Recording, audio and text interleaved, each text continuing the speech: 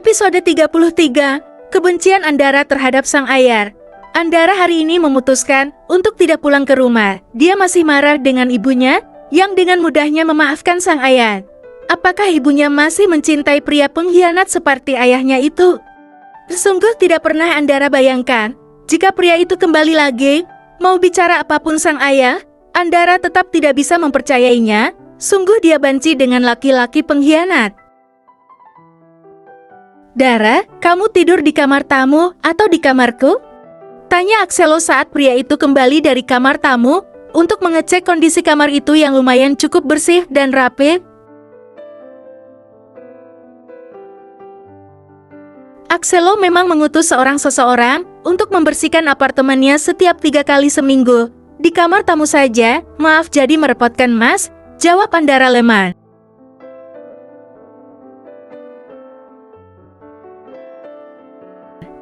Axelo langsung menggeleng cepat, kamu sama sekali tidak merepotkan, aku malah senang ketika kamu memutuskan untuk menginap di sini. Ujar pria itu, maksudku karena keadaan rumahmu yang masih kacau, sepertinya kamu bisa di sini dulu, untuk sementara. Ralat Axelo. Andara mengangguk, kemudian menatap Axelo yang masih berdiri di depannya. Mas, jangan jadi pebinor ya, lupakan Bu Laura, biarkan dia bersama Pak Arsya. Aku nggak mau kalau anak mereka nanti yang jadi korban, apalagi kalau sampai mas merebut Bu Laura dari Pak Arsya. Jangan sampai hubungan kalian berdua sebagai saudara hancur hanya karena ego kalian masing-masing. Lirih Andara menunduk. Memang dia tidak bisa memaksa Axelo untuk mencintai wanita manapun, tapi mengingat kondisi keluarga dulu.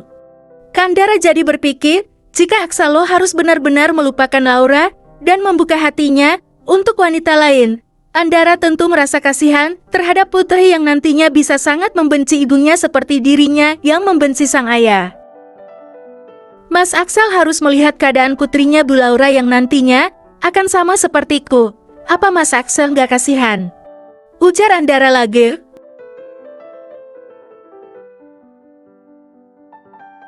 Wanita itu mendongak ketika tidak mendapatkan jawaban dari Axelo, namun saat melihat wajah Axelo yang menatapnya tajam, tentu saja Andara langsung takut. Astaga, apa aku sudah keterlaluan ya? Andara ingin sekali memukul bibirnya yang begitu lancang. Ingat Andara, dia itu atasanmu.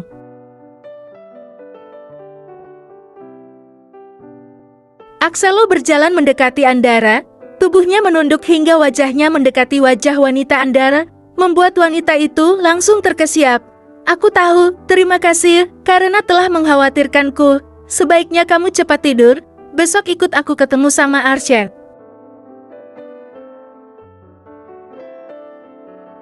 Ujar Axelo mengecup kening Andara.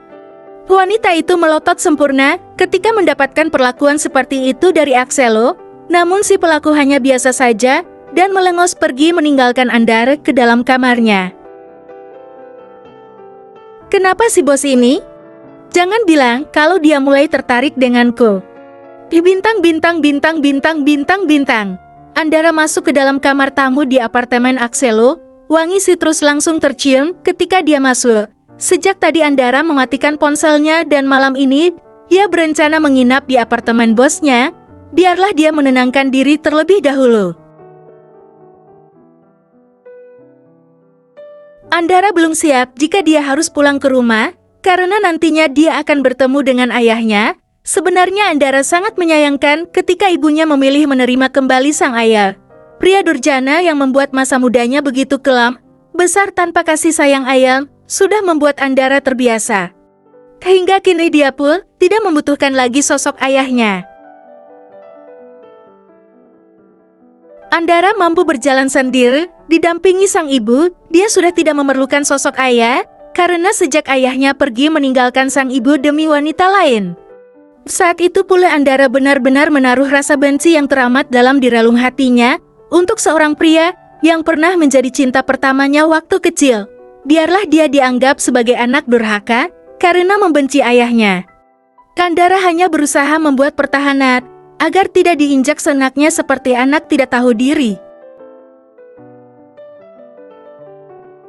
Andara juga memiliki hati di saat sang ayah lebih memilih memberikan kasih sayang dan uang yang banyak untuk anak dari wanita itu, dan mengabaikannya. Saat itu juga di mata Andara sang ayah telah mati. Ma, aku harap Mama sadar, jika pria itu bukan pria yang patut diberi kesempatan kedua. Air mata Andara jatuh kembali. Dia hanya bisa berdoa dalam hati untuk kebaikan ibunya, bersambung.